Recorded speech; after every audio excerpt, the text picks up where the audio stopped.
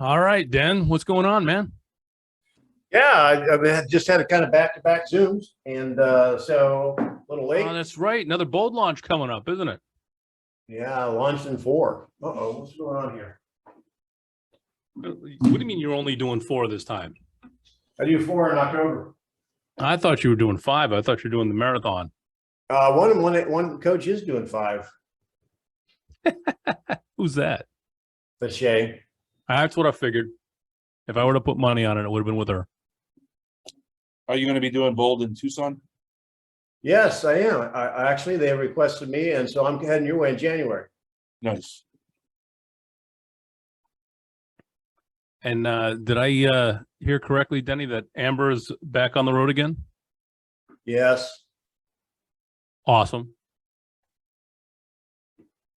Yes.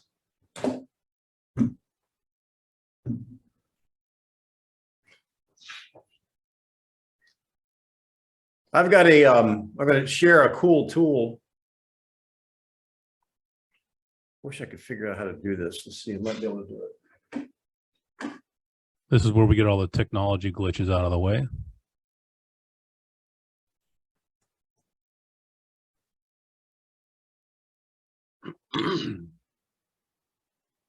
Jason, looks like you have shift over your left shoulder. There it is. And what kind of goblin is that? Wicked Witch of the West. It's a troll, pretty much. So my beard used to always be pink. All right. In honor to my ex, she had breast cancer, so the hat is to honor any other ladies that had to go through it. But the beard used to always be pink, and then we were supposed to get married on April 23rd, and she got cold feet, didn't show for the wedding, so the beard's back to gray and still wearing the pink for other ladies that have to deal with that. So she's still runaway? Yeah.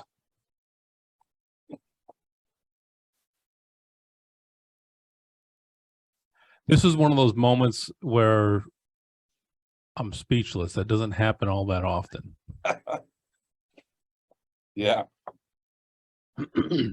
Well, there's a lot of guys out there, probably, Jason, that wish their wives didn't show up for the wedding. I showed up, Denny. I'm not one of them. I didn't say that. Now, don't get me in trouble. Yeah. You taught an awesome class yesterday that I was in. Yeah. Down to Tucson. That was great. Which one was yesterday? I can't keep track of them all. What? Which one was yesterday? I can't keep track of them all. Kristen taught 4 pillars of shift. Okay. All right. Well, I wonder what's going on. This is kind of weird. Well, we got some Sherry's starting to come into the room now.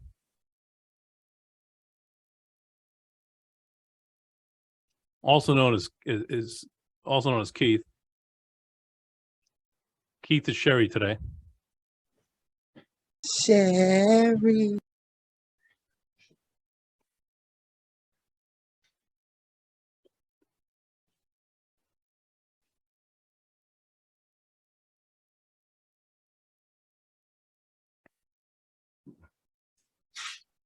We're gonna have a room full of Geos, Denny. They're all gonna show up at like 120. 120? Yeah. I don't know. Looks good on paper.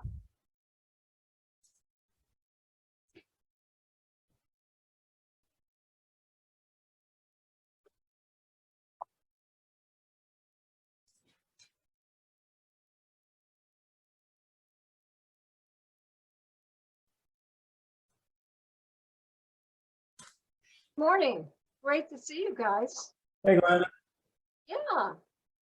Hey, this is great. I look forward to this every Friday. Well, I trust there's bigger things you look more forward to. I mean, I'm impressed that you are. You do. Well, we do. Kevin and I both watch it during the week too sometimes. Oh, yeah. You have a lot of knowledge to give out, and we enjoy it from all you guys. John, you're also very good. We got them rolling in now. So thank you guys. You're welcome. I'm going to do a quick little test here to see if I can share a screen because I'm using 2 screens. Hang on a second.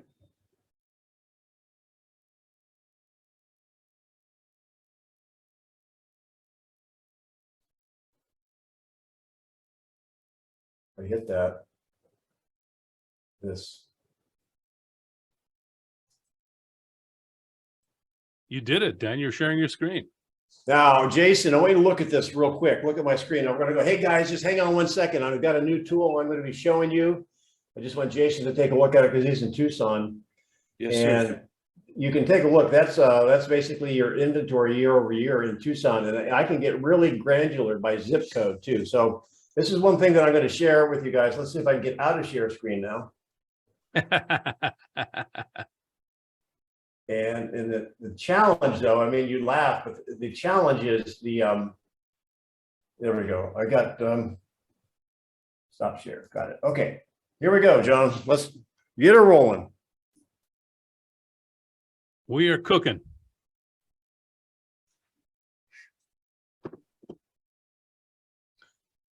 So good afternoon, everybody. Good afternoon. Denny Grimes here, and the voice on the other end is John McLeod. Everyone recognizes him. Hello, hello, hello. So John, we've got a kind of a moving market, and we're going to be talking about some things today. I found a really cool tool on the internet. That'll be my thought of the day. So any words welcome before we get started, John? Well, you know, Denny, I know there's a few people on this call. I'm not going to call out any names, but really like systems and statistics, and they're going to get excited. Stop smiling, you're giving yourself away. They're going to get excited when you launch this new tool, because I'm sitting here chomping at the bit just at what you posted a couple seconds ago. So go ahead and hop on that. I think that there's going to be some fantastic information to help people grasp what's happening in the market, not only locally, but across the country. And then also I'm going to throw you out there, Denny, and say, share a little more about your thoughts from NAR, from your piece last week on the local news channel. Okay, I'll do that. Well, if you have the ability to have your camera on, that would be awesome. If you're not in a good spot, that's awesome too. So we'd just like to see, and we'd encourage you to stretch a little bit and participate. It's not that painful. We're here to help everybody get better. As you know, we're talking about question-based, listening-enhanced conversations. And the more we ask questions, the more we learn. So I appreciate you being on. And if you haven't already, just to remind you, I have, I think, 170 videos on the YouTube channel. If you haven't gone to Denny Grimes, the Master of Real Estate, please go and subscribe. We're almost at 470. We want to get to 500. You guys can make that happen. And there's a lot of cool videos on there. One of the videos John mentioned is the one about the National Association of Realtors article. And this is going to tie into with a little bit of my thought of the day. And so let me just give you this thought in a couple of different slides. You might have heard us say this once before.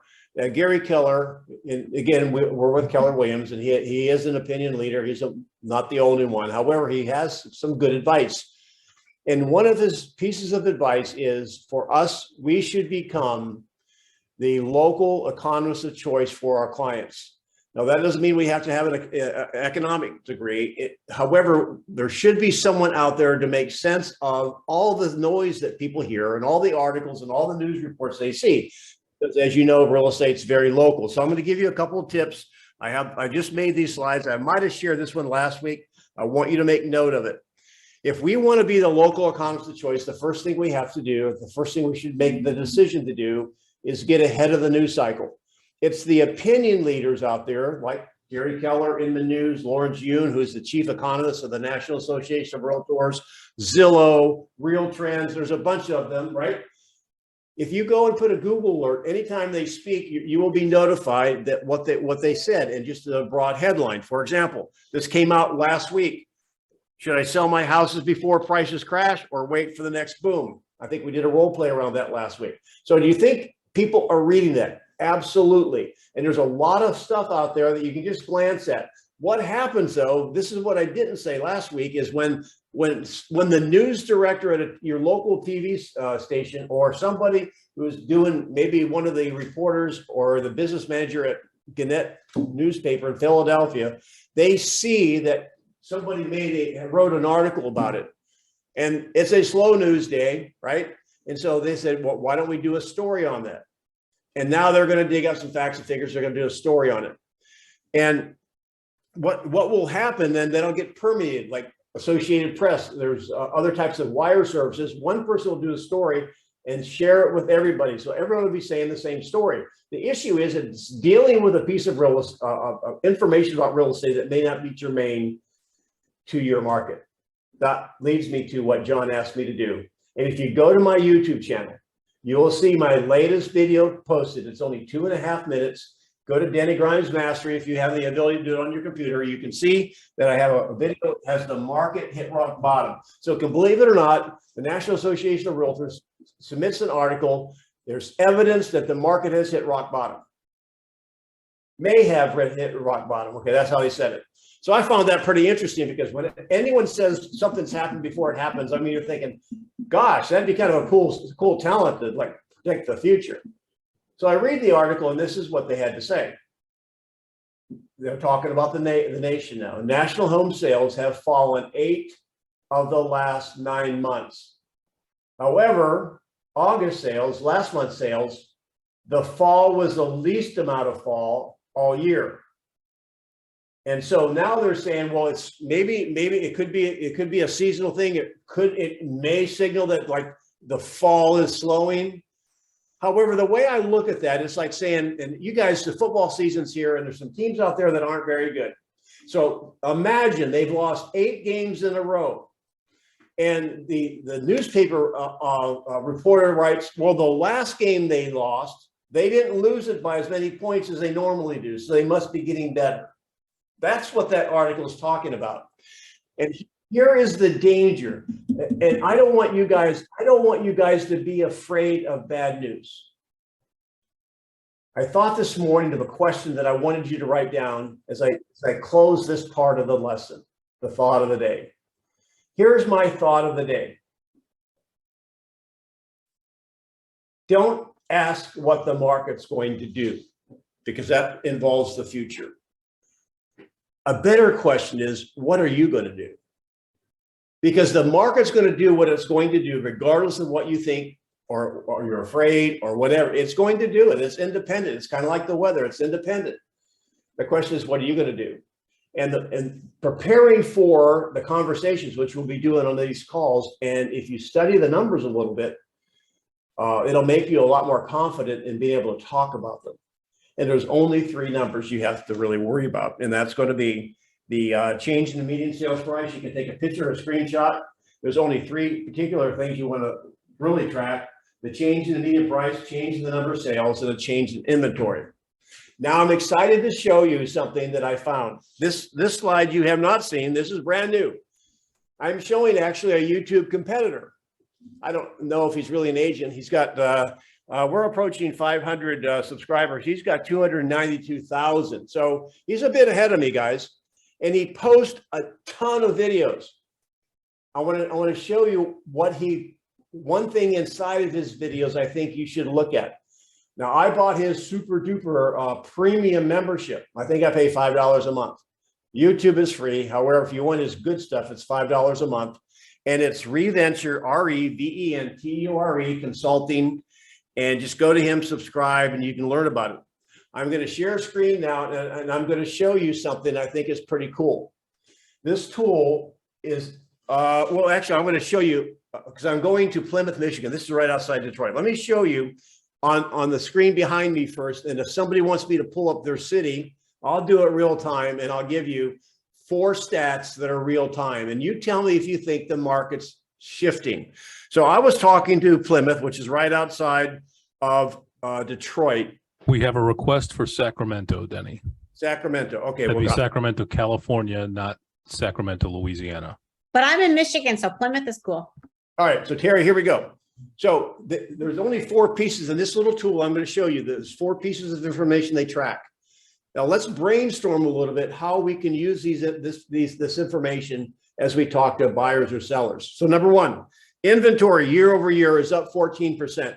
Now that's compared September to September. It may be August, okay, I'm sure, or maybe real time, I'm not really sure. Don't get caught in the minutia there. Up 14%. Be thinking about how we can use that in a role play. So make a note of that. All right, so inventory's up 14%. Here's number 2. Price reductions are up 34% from this time last year. Sellers reducing their price. I mean, last year at this time, they were probably raising their price. And you've heard me say this before, and I think it's really a good line. I may have to like coin it. Last year at this time, people were using Zestimates. Now, we used to laugh at Zestimates all the time, didn't we? Well, the sellers were laughing at Zestimates too because they thought it was too low. We thought they were too high way back when, right? So the sellers were taking their Zestimates and multiplying it by their zip code, and that was their asking price. And they were getting it.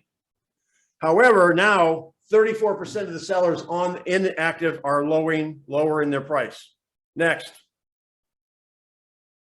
Days on the market up 86%. Are you guys seeing it? And put it in the chat. Are you guys seeing some of these same types of numbers?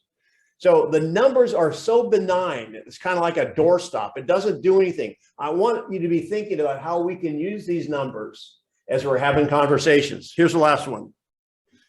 Median sales price up 2% year over year.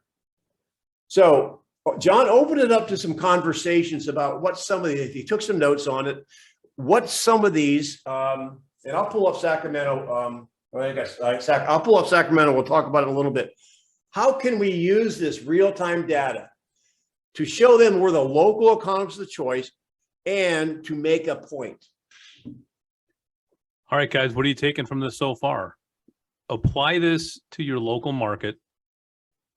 Remember, when NAR comes out and with an article says we may be coming to the bottom, that's nationwide. Each market is independent of themselves. They work completely differently than the others do. So how can you take this information and use it specific to your market? I have favorite people I'll call on. You know who you are. So if no one comes up, I'm going to start calling on them. And then at that point, you guys had better start getting people to step up. Otherwise, you're going to be running the show. Good. Thanks for unmuting yourself, Sandra. So in Houston, I'm getting ready to take a listing, and they missed the market. The house looks like crap, and they're having to paint and do all this stuff. And of course, he wants to put it on immediately and get the tip top number. And I've had, and they're past clients, and so I've had very, very strong conversation with the wife, and told her, you need to tell Chris, the husband, he needs to call his jets. The days on market are going longer. They are under the crunch of having a mortgage and a lease that they're going to have to pay October 1. If we're going to shoot for a high number, which we're not going to get, your house has to be perfect, and your house is not perfect. And so I've just been going through everything, because I think I was on the 72 sold call, and they said nationwide, this was nationwide, every sellers were having to take 45% of sellers were taking a price reduction. You know, so that was fueling my kind of like a bullet in my gun for them. Like we can't go and do, 550, 600. We have to be right on the spot. Well, let's awesome. We're going to come back to that, John. And remember that, okay, Sandra? I want to have a conversation about that, okay? So about which part? About the price reductions? Well, hey, about a seller who is being a little bit ornery. And again, Sandra was saying we got this information, we're going to be right on the spot. That's the conversation I want to have, because okay, awesome. I'll come back to that. So what are your thoughts on the price reductions, Denny? I know there's a couple different angles to look at this, guys. So is anyone not seeing a huge amount of price reductions in your market? We are, for sure. Everybody's seeing price reductions? Awesome. Why are we seeing price reductions? Because agents don't know how to price homes. Can always count on Sandra to be 100% Not even always the honest. agent. Sometimes the agent suggests one thing and the seller's like, nope, this is what I wanted at. And I'm like, Awesome. I What love that, we've Terry. seen- And go ahead, Rich. Yeah, what we've seen out here is like Sandra said, is agents don't know how to have that conversation, and reading through shift and understanding, hey, this is where the market's going, and being the economist of choice, showing, hey, in Sacramento, I think it was 42% or 49% of listings have dropped price and having that tough conversation with the seller who's still living 8 months ago, right? And just being, like we said, the economist of choice. So you've referenced Shift. In Shift talks about price ahead of the market, right? Yeah, I'm rereading it right now, telling them, and I'll be bringing this to my listing presentation on you bringing in the piece of paper. Okay, show me the bottom of the market and writing all the way down to the paper and then coming back up, right? Just using those tools. So last year, pricing ahead of the market meant adding your zip code cubed, right? This year, pricing to the market based on what Denny has just shown us doesn't necessarily mean drop your price 10%. It means don't take a chance and overprice it by 10%. So that wiggle room seems to be gone. And I hear a lot of agents getting caught up on, oh, the market's just crap. It's crashing. You should see some of the text messages I got from agents complaining about it. Like, no, the market at 2% year over year, guess what? That's still growth. It's not 20%. Okay. And we need to change our mindset. This is not the world coming in. This is not the market crashing. This is just the market stabilizing. And all we need to do is coach the sellers in how to price in a stable market. Well, I'm going to just stop. Well, we don't know now. Again, I don't want to go down that rabbit hole. I no. apologize. Here's the point. Show me where it's stable.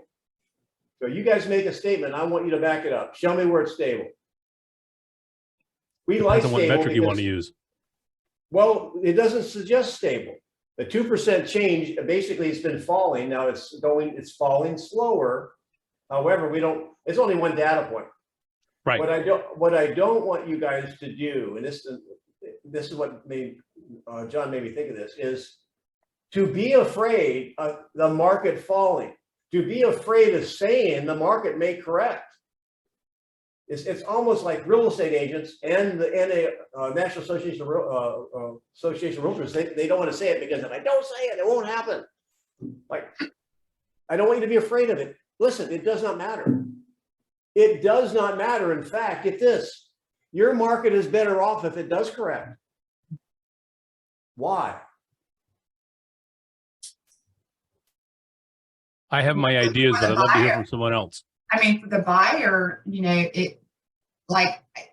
we had clients last year that wanted to overpay for homes. And I'm like, okay, what are you going to do when the market so auto corrects that you're upside down on this home? Now, I don't know, and I can't predict that will happen, but that was just one part of the piece that we had to tell them, look, we'll do whatever you want, but this is going to be on you. So I just don't want you to be pissed off at me in 5 years and we need to sell your home and we can't sell it for what you bought it for.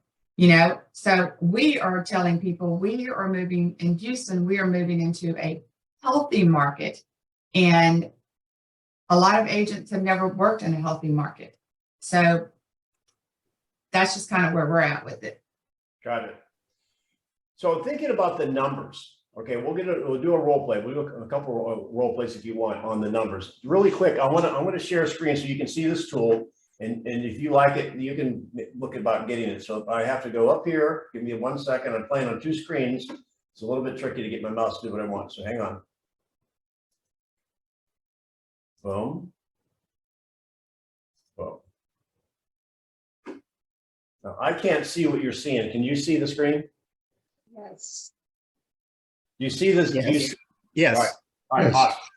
Now, this is Sacramento, California. This is price cut percentage. Now, what's interesting is you can mouse over any of the zip codes. So here's one zip code 95631, and it's a 43% of the listings are showing you that. And again, the small numbers.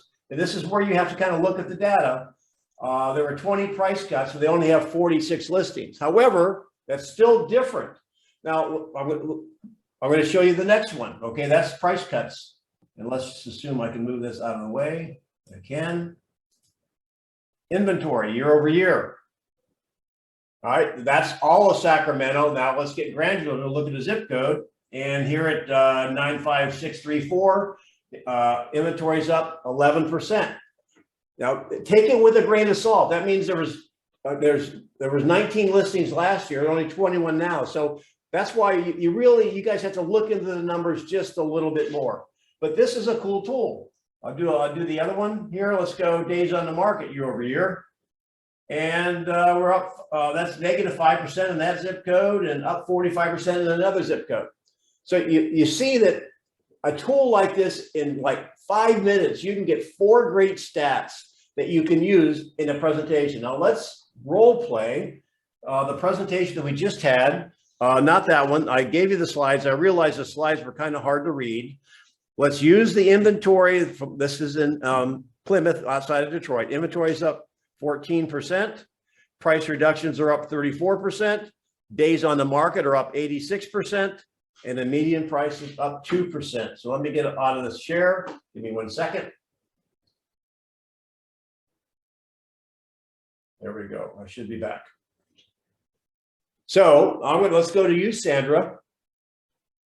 And you were pushing a little hard on being a little firm on your seller about not overpricing. Is that correct? That is correct. Okay, let's have that role play. Can I be that seller? And let's see how you use some of this information. And I'm going to put you in a scenario. I want to see what the market says. I mean, I'm going to see what you have to say. I was just reading the chat there. That looks like something Mark Benson would have put in there. Yes, the market always determines the price. So anyway, all right. So Sandra, what do you think I should price it at? Chris, right now we need to be right at 500. Okay. That's just in the story. You know, our market is shifting. Inventory is sitting on the ground right now. You and Tracy have, sorry, I'm just using this, my wife. You and Tracy have a mortgage and a lease payment due October 1. So we don't really have the luxury of you guys sitting on the market. And right now in your neighborhood of Fairfield, homes are sitting on the market well over a month. And I know that that's going to put a financial stress on you guys. So when you're wanting to go in at 550, you're going to be wasting time on the market. Does that make sense to you? Yeah, but that's not what the other agent told me. I had another agent said we should be probably closer to somewhere between 525 and 550. Well, okay, that's great.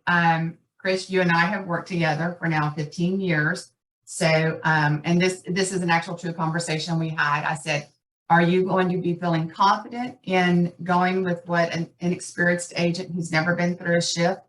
Are you going to feel confident with them handling your money and overpricing your home? Does that make you feel confident to work with a 24-year-old? And I'm not bashing them as an agent. I'm just saying, do you have that confidence in them to cover your back and to fight for you?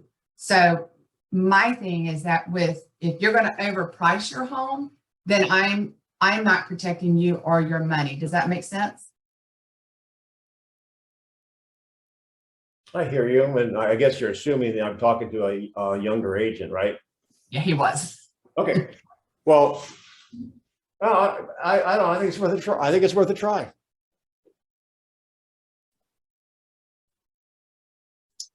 Tell me why you think it's worth a try. What are you basing your decision on?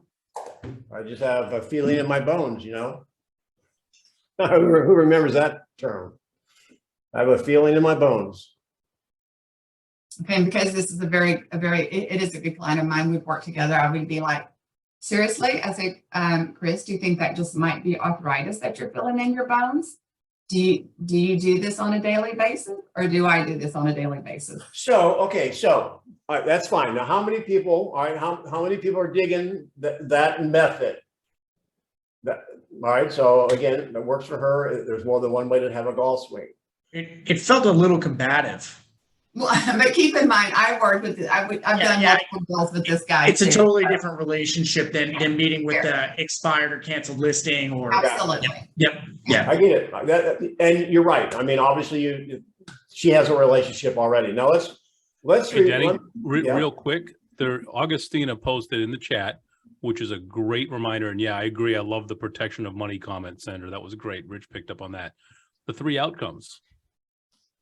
Well, this is the way I'm leaning right now, you guys. This is the way I'm leaning. I'm going to do the role play again. I'm going to be the agent, Sandra. You can be your client, and you want more for the house. Let's use the same numbers. All right. So let me ask you, so you, based on the past sales, and by the way, I have pulled up Houston and actually I can't for whatever reason. Oh, wait a minute here. What zip code? Hey, Denny, one more time, would you, what is the name of the tool you're using? It is, I'll give you the slide, it's Reventure. Go to the Reventure Consulting, All Reventure. right, I'll get the link and post it up for everybody. Okay, and the tool is somewhere in there. I don't know because this is maybe proprietary. I don't know if I can share it. So let's just assume there's so many zip codes. How about 77423? Is that all right? How about 77433? I think that's their actual zip code. Well, that's Yeah, okay. 77433. I don't know if I can find it. I don't It's know. okay. That's fine if you can't. Okay, so based on what the past sales, you know, it's showing things are, you know, kind of in the low, maybe upper fours, around 500,000. How do you feel about that, Sandra? I don't. That's just not going to work, Denny. Sorry. What will work? No, I almost said something else. Why not use her word? What will work? Well, I want to get as much money as I can from my home. You know, it's a great home. It's got a pool. You know what it's got. And so I feel like, you know, I've got this other agent telling me I can get 550, even 575 for my home. So why can you not get that? Well, I think it was Mark that put in the chat. Mark has been on this call a number of times. Now is the time. This is the type of situation where you want to find out where the seller really is. It's the meat thermometer. Well, let me ask you, based on what's happening in the market now, do you think the market is still working in your favor, or do you think it may have changed and maybe it's working against you a little bit? Well, I know Tracy and I have talked, and yeah, we know that the market is definitely shifting. You know, we've seen our neighbors' homes sit on the market a little bit longer, but you know, our home is just a whole lot better than their home. I get it. So then are you saying then that if we were to list it, you mentioned 550, that you're ready to do business with me today? Yeah.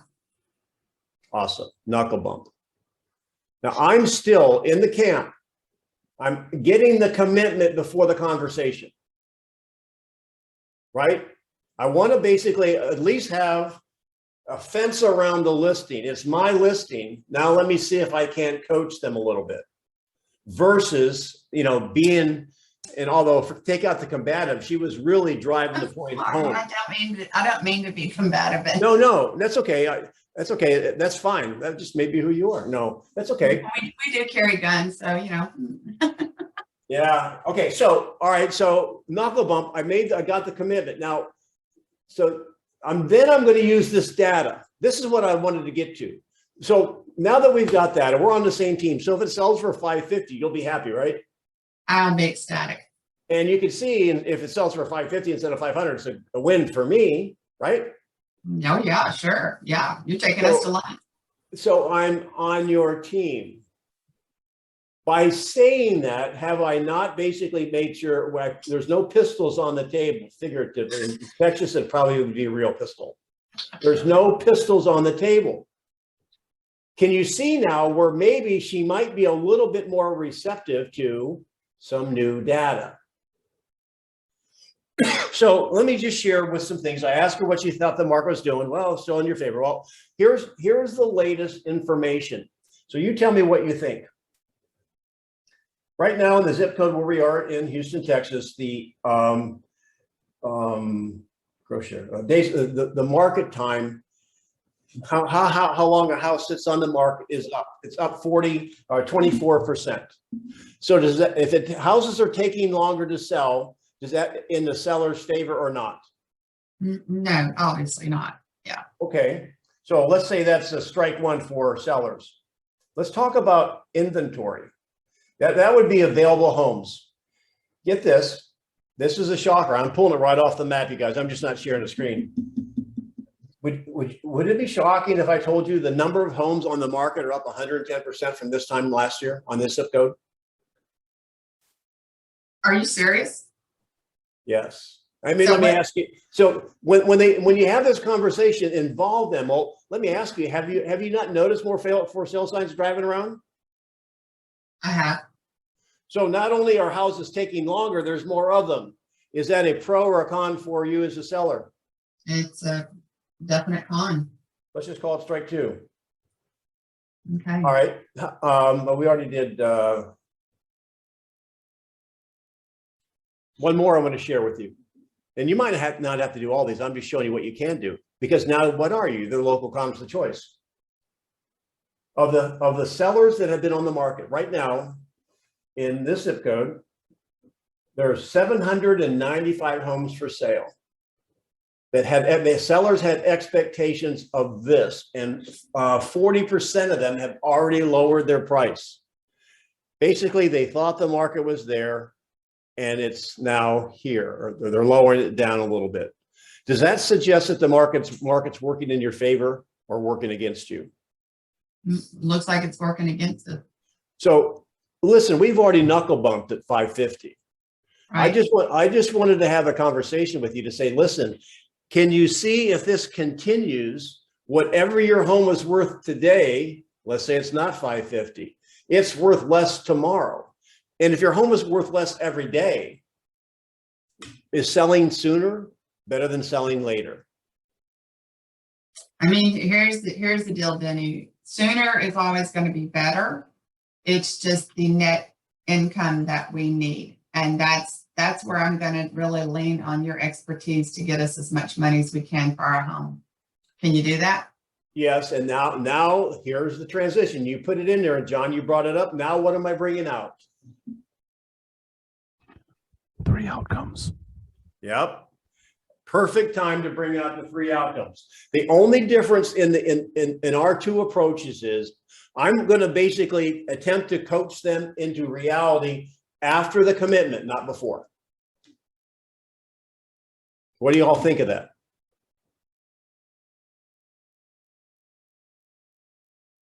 Sandra, what do you think? I think Denny, worth me looking at and understanding. Yes, Don. I remember a long time ago, the great Tim Wood yanked me aside at a big seminar and he drew on a business card, and I had it for years in my wallet. He drew on a business card, X, line down the middle. Then he drew 2 X's over here, and then he drew 2 X's over to this side. And what he said was, you got to come over to their side first. In other words, you got to be on your team. I'm on your side. The cavalry's coming. I'm on your side. You got to go to their side first. Then once you're part of their tribe, you can gently coach them, educate them, teach them to come over into reality. It's the same thing. Mhm. Well said. Yeah, you're right, Mark. Mark, you look in the chat. Mark's got the old, we come from the same cloth a long time ago in Howard Britton days.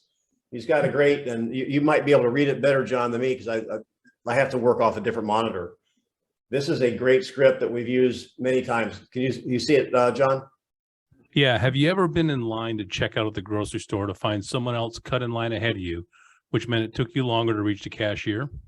How'd you feel about it at that time? Yeah. The danger in this market is, the worst thing that can happen to a seller in this market is somebody else is more motivated. And when you're attempting to get them at 500 and they want 550, they listed at 475. You see what happens. One more point that I'm going to make, and Sandra, you can comment on this if you want. You were pretty firm on what you thought the market would deliver, weren't you? Mm-hmm. Yes. And you might be in a place like the Woodlands or something where it's rather homogeneous and you can see model A, B, and C. I have learned over the decades, I'm not as good at predicting as I thought I was. And this last couple of years have taught me that the predicting is way out the window. So I have learned never to be that firm, because I could probably push back on you as a seller and say, can you tell me from 100% if I listed over 500,000 that it won't sell? Yeah. So I'm just, this is my little quirk. You guys you don't know for sure what it's going to sell for. You have a better idea than they do, most likely, but you don't know for sure. So be careful how you present that. That's my only thought. And I will say this is a very, very close client friend. And the only reason I was being as straightforward with him is that their best friend's son has just gotten his real estate license. And they were concerned about hurting their friend's feeling by working with me. And so that's why I kind of went in real strong on him. And his wife was like, stupid? No, we got a list with Sandra, you know? And so, yeah, I was in the car driving with him. I said, Chris, are you more concerned about hurting your friend's feelings? And he goes, yes, I am. And I said, I understand that. I said, and you know, I will do whatever I can to help you guys, so on and so forth. So I am listing the home, but I normally would not be as combative with people. So I don't want y'all thinking I'm just this, you know, I'll take you to the, you know, to the couch or whatever you say in boxing, you know, whatever. We know that. We know that. All right, John, let's shift gears. Where can we go now? Where did you cover everything you wanted to cover at the beginning? Yeah, I did. Okay. I want to show that tool and how, as you start looking at articles, all right, just really quick, you asked that question. I'll go back to one of the ones I just pulled up. Somebody do a role play around this. How long will the market keep slowing? I'm a buyer now. Let's go to the buyer. And I've read this article, and I was narrowed down to 3 houses. Now I saw this article. How will you? And I ask you about it. Who wants to be the agent? Hey, Denny, this is where being the economist of choice and actually knowing hyper-local data is so important. It is important. However, if you don't know, you can still handle it. You You can. don't have to know the local data. Don, I need somebody with some whiskers and some stripes, and you've earned them. I'm just trying to give other people the opportunity to learn, you know. Yeah, Yvonne will step in probably. So I'm going to be the buyer. Hey, Don, I'm a little bit. Actually, you're going to find out that we've done this role play about every week. It's just a different little twist on it. Okay, it's gonna be the same thing. Don, look, I'm a little puzzled by this, and actually there was 2. I saw 2 articles. I said, should I sell it? Oh, that's the seller. Okay, I'm gonna be on this one. How long will the market keep slowing? I'm thinking, well, it's slowing, so man, don't you think we ought to ride it a little bit, Don? I don't know, Denny. What do you think? Well, I think we made a lot, buying a home. I think they're getting cheaper every day. I think we ought to wait and maybe get a better deal. Maybe get a buy one, get one free. Well, that could happen. That's for sure. Tell me, you know, this was demonstrated to me a little bit ago, Denny. Let's just say the market's right here, right now. So we're doing this. Go back to the model. I got it behind me. Oh, I'm sorry. Yes. So, I agree with you. Certainly. No, don't agree. Well, so the market appears to be shifting, correct? That's what your concern is. You think the market's still continuing to go down? Let's just stop a second. Why do you think I said don't agree with them? Because you don't want to put that thought in their head. You don't want to cement a bad thought in their head. And the thought made that, and the article, how many times have you seen articles where the headline really did not represent what it said? So when you say, I agree to the market, and when will it slow? You're agreeing to it slowing. So just be careful you don't get sympathetic with them on the acknowledgement. All right. Maybe just say what you say so often is, I get it. I get it. I understand. There you go. I understand. Pretty neutral. Yep. So is there anything else? Let me ask you, if we found the right home for you and Kristen today, if we could solve this problem of we thinking the market going down, would you buy it?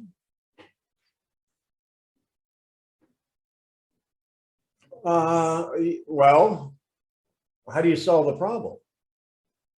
Well, regardless of whether we know whether the market's going down or not, if it were the right home and it appeared to be at a decent price for you guys, would you just ignore it, thinking that the market's going down, or would you want us to make an offer? I don't know. We're not in any hurry. You told me a week or so ago, you sent me an email, said the inventory is growing. And you showed me this little tool that sellers are lowering their prices and there's more inventory. I think that, wouldn't it be better off to wait? I don't know. The market appears to be coming back to you. There are more homes for sale. What will you feel like if 6 months from now, the market shifts again and you missed out on a lot of great opportunities?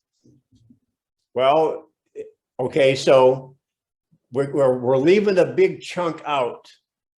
I just sent a hint to Don, but he hasn't read it yet. I haven't. Is it motivation? Yep. It might be. Yeah, I haven't looked at it either. Here's the point, you guys. This is the same role play we've been working on. Don't let the fact that's coming from an article throw you. The footsteps are the same. Keep going. And ask me the question for the benefit of everybody else. The first question you should ask. So I'm curious, Denny, why are we having this conversation? Why do you want to buy a house? Kristen's expecting twins. Again, congratulations. No, it's not. That's our only first set of twins. It's your first set of twins. Well, congratulations. So am I correct to assume you need a bigger house, more space? Yeah, we need we need more space. Yeah, we need something bigger. Okay, so the motivation is you need more space. Okay. So how long can you live in your current space with 2 more bodies growing into it? It would be uncomfortable. Okay, for how long? Well, the babies aren't due for like 6 months, so we have time. Okay, you do have time, right? And see, I have a feeling you're attempting to handle this the way I want you to handle it and not the way you would normally handle it. Right. I'm trying to be a good example. Well, then just you asked he asked me a great question a minute ago about if the right house came up. See, yes, if there so Denny, where I want to go with this is that, I'm not, no one's suggesting that you have to buy right now, especially with the twins not due for 6 more months. I guess the only question I want you and Kristen to think about is what happens if in the next even 3 months, the right house comes along and it would work for you, but because you're not in the game, you're not on the sidelines, you're not even at the stadium, you miss it. Would you want to know about that house? That's my question. So now you're moving me from an absolute no to an absolute maybe, right? So keep me looking, okay? Well, we can look. Okay. But here's my real question. You guys imagine you're the real estate agent and your buyer asks you this. That's why I wanted to be the buyer. I want to give you this question. Give me one reason why I should be in a hurry. Don's still missing something really, really big. Terry caught it. Okay. Terry, what's the question? So Denny, are you and Kristen currently owning or are you renting where you live? Yeah, I wanted that asked because of, you would know that at this stage in our relationship, you would know, but yes, well, we are, what should I be, John? Well, he hasn't talked about you having to sell at all. So I'm going to say you're staying with renting. Yeah, so we're renting. When we first got here, we didn't want to buy right away. The market was like too hot. So we have a month-to-month going on. Okay, you have month-to-month going on. What's the current rent on it, Denny? It's $4,500 a month. Okay. Is there any chance that the landlord may raise that rent? Well, I read a lot about it. I mean, we've only been here, 18 months. And so he hasn't raised it yet. Okay, could it happen? Yes, I mean, legally, he could drop a hammer on you tomorrow, next month, couldn't he? right. How would you feel about potentially putting that same amount of money towards you and Kristen's home equity in a home of your own versus his? Well, we're only talking maybe 6 months. It's not going to be a lot of money. Okay, well, let's look at it a different way. Are you paying cash or are you getting a loan for this property? It'll be cash.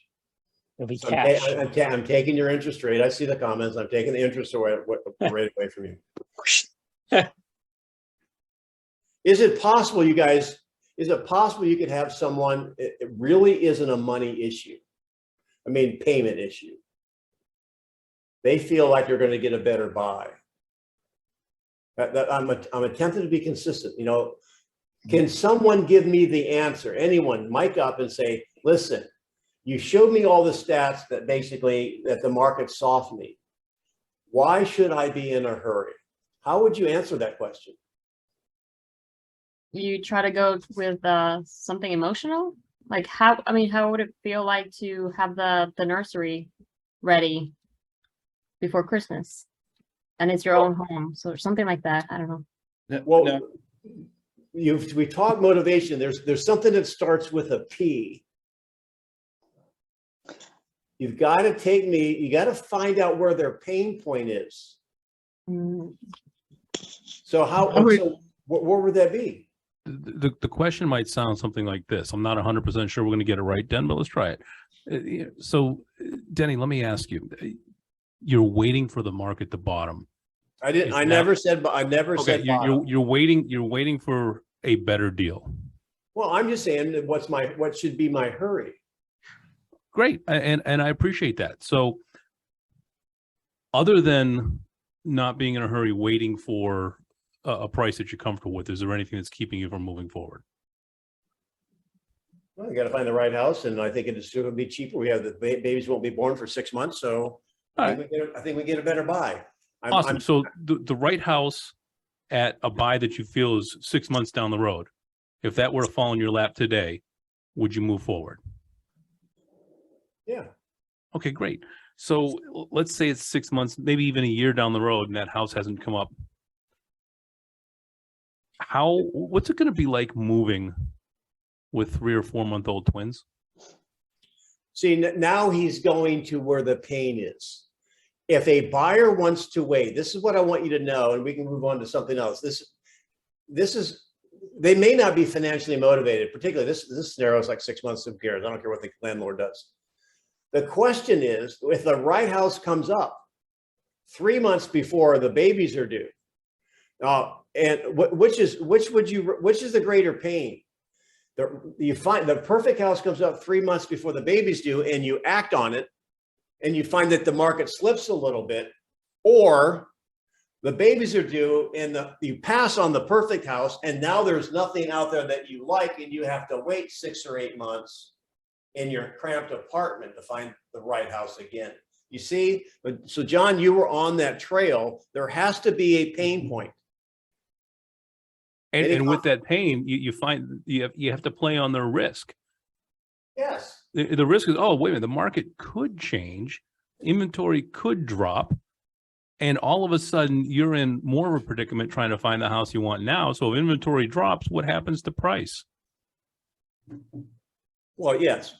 The bottom line is that it reminds me of people playing on the craps table, right? They're betting on the don't pass, on the don't pass. There's a risk. You've got to expose the risk. That's why John is right. We should know our numbers. However, you don't have to know your numbers to know. All right, you acknowledge, you isolate, you answer, and you close. You have to talk about motivation and where's the pain. Those are the ingredients in your blender for your protein shake. And you sometimes you're going to have to probe, and you guys probe in the chat. You ask about interest rates. Don asked me the question. Ask about me paying somebody else's mortgage. Was it my pain point? Until you say, no, I can't imagine I may be waiting too long. So the question is always phrased, which is the greater pain? That's called which is the greater pain? So you lay that card out, that would have been the key to get me.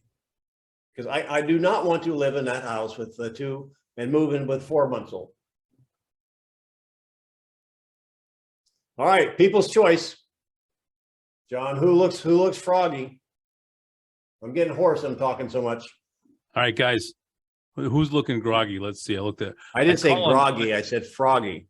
Man, I gotta get my hearing aids adjusted. All right, guys, what are you seeing right now that stumped you this week? Here's your chance.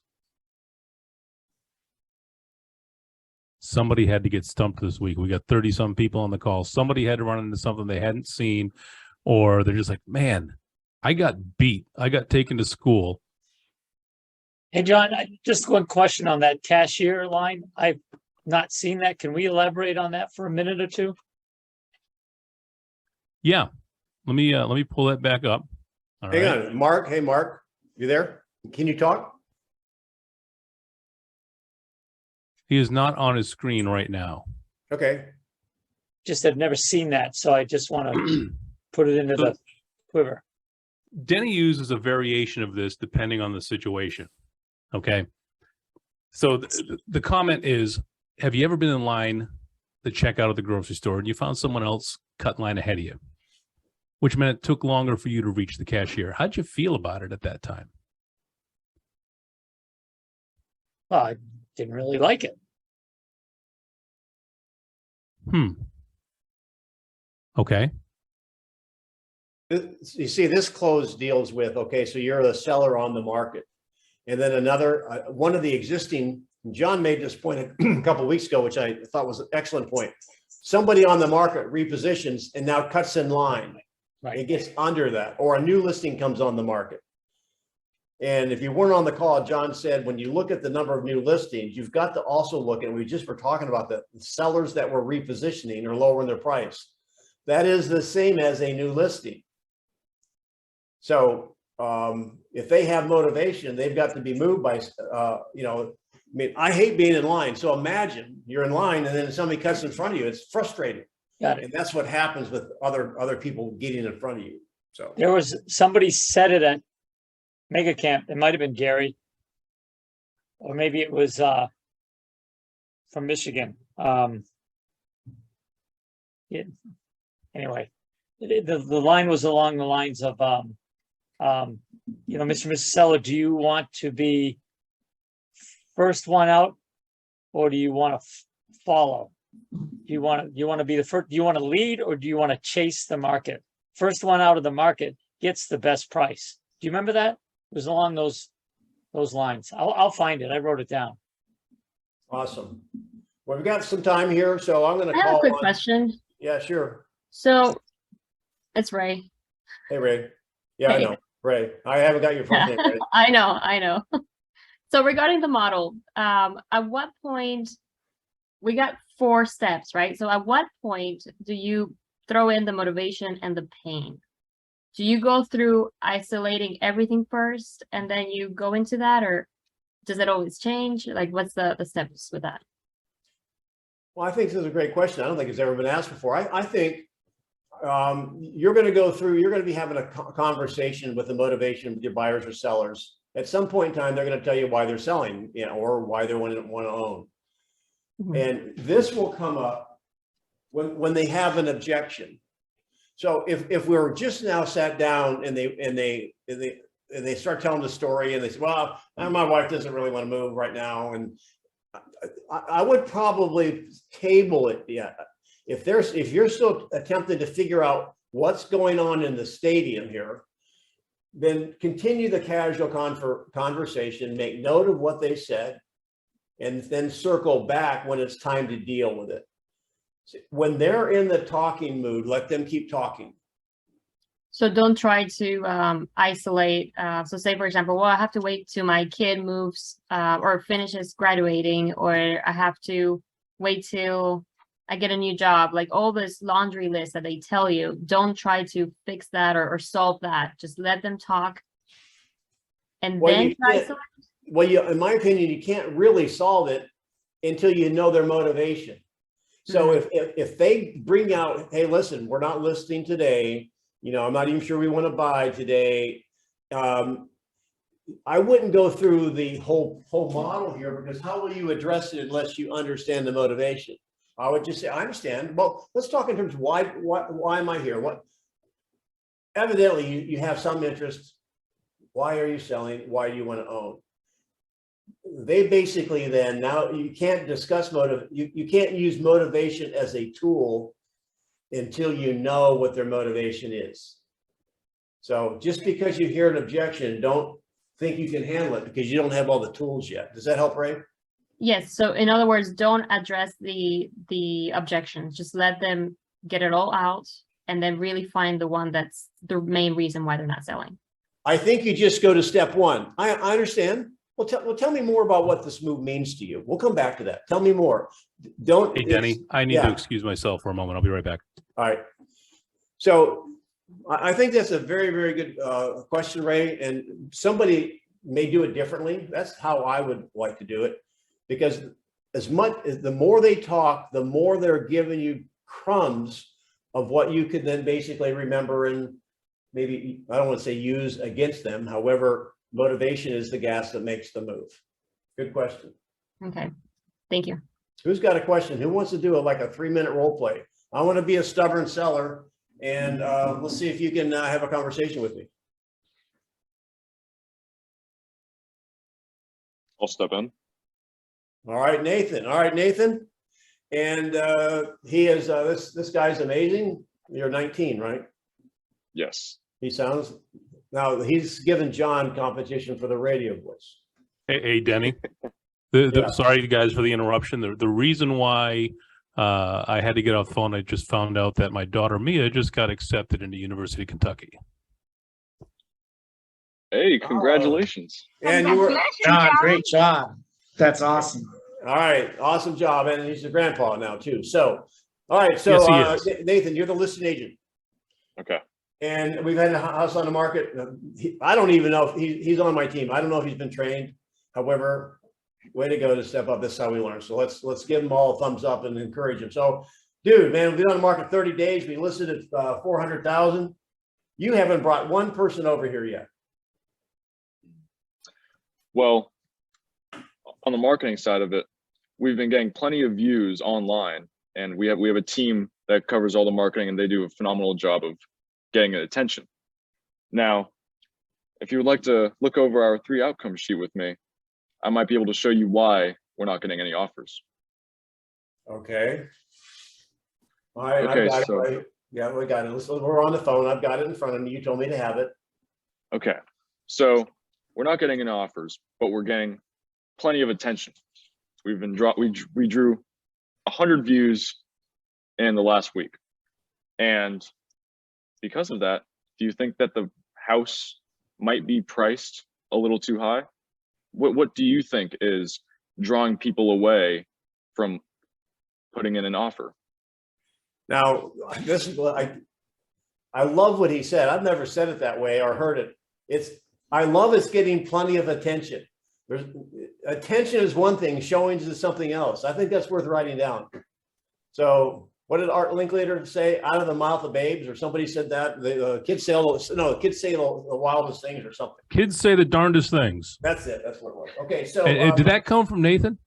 no, he doesn't know. Yes, it did, but he doesn't know who Art Linklater is. So, Sorry, I wasn't paying attention. I was still how many paying attention to my daughter. how many showings have we had there, Nathan? Here's my no. Yeah, we've had like 7 showings. You've never showed it. You're my listing agent. Why haven't you showed my house?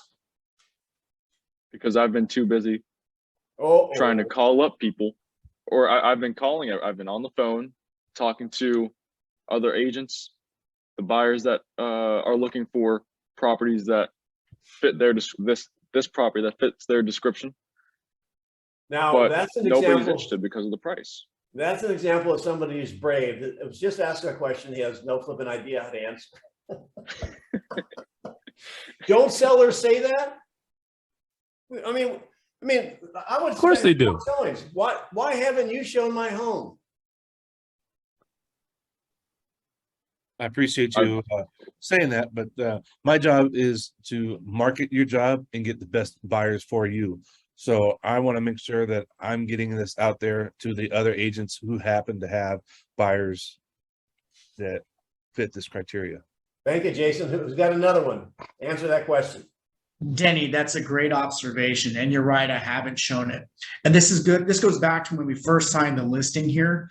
And you had mentioned you wanted to keep it off market. And I told you, I only have so many buyers within the agents in my office that I can market this to. This is why we decided to put it on the market, to get the most eyes on this property. Now, just because I haven't shown it, that just means I haven't had a buyer approach me that's interested at this price point. Right. And so this is why we went on the market, to get the broadcast net a bigger, to put a bigger net out there to bring more buyers in. Okay. One more. It's been on a month. Well, I'll say there's been 2 showings, and you haven't brought anybody. Anybody else want to take it? Then I'll give you the Denny version. Go ahead. I had a shortened version of what Rich was saying, which was, when you hire me, you're not hiring me to find a buyer. You're hiring me to leverage the 7,000 agents in our marketplace to find your buyer. All right. Somebody else was going to say that. I heard another voice really quick. What were you going to say?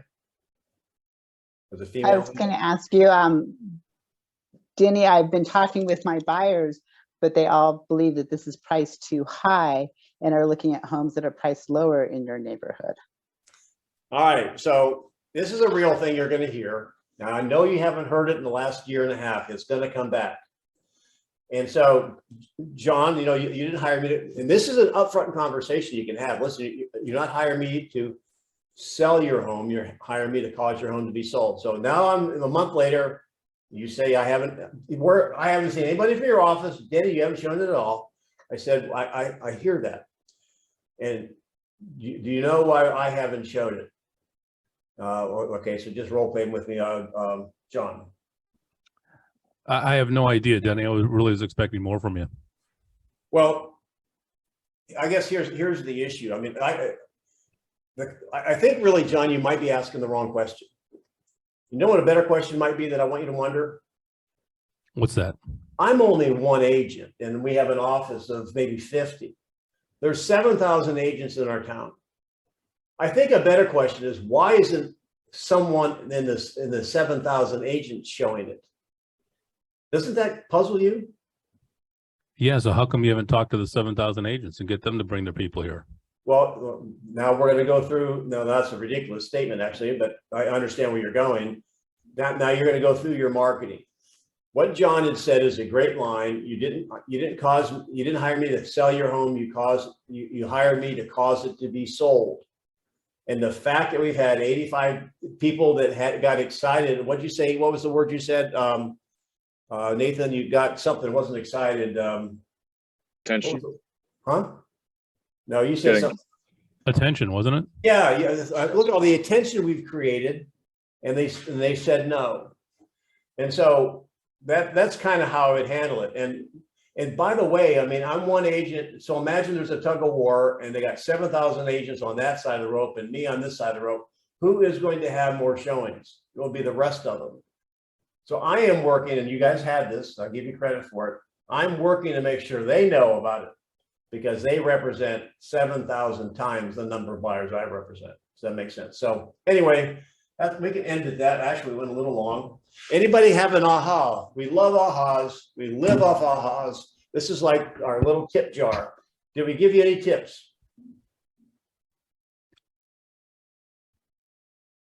I've been to dinner with some of you people. I know you tip better than that.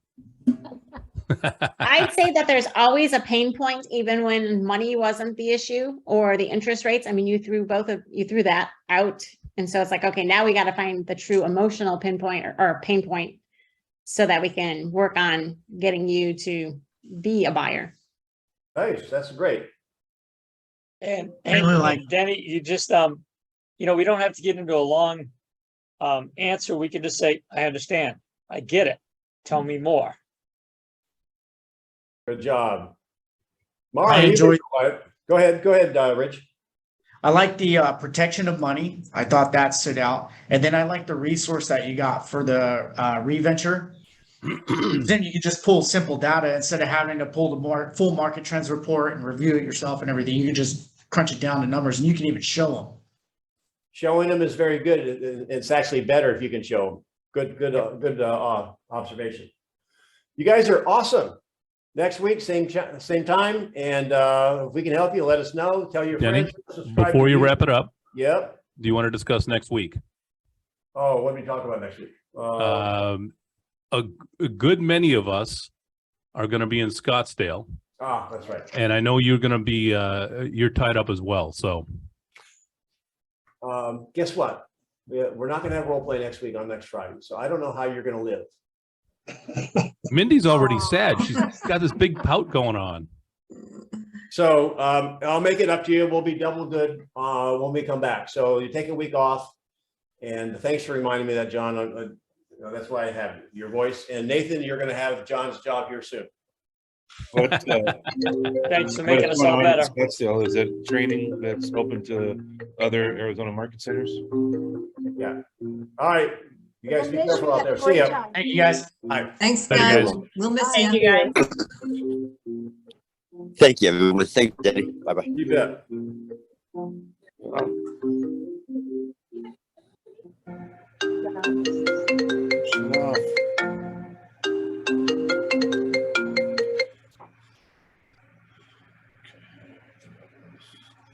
All right. You good, Jason? Yeah, I was asking, sorry about that. When you guys are coming to Scottsdale, is it a training that is open to other market centers or only for Scottsdale?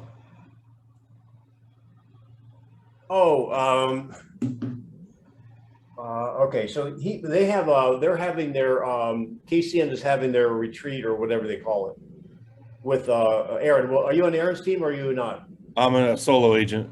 Okay, so I think Team Integrity and KCN is doing something as their team advance. Oh, okay. So, Thanks. all right, buddy. See ya. Yeah, have a good one.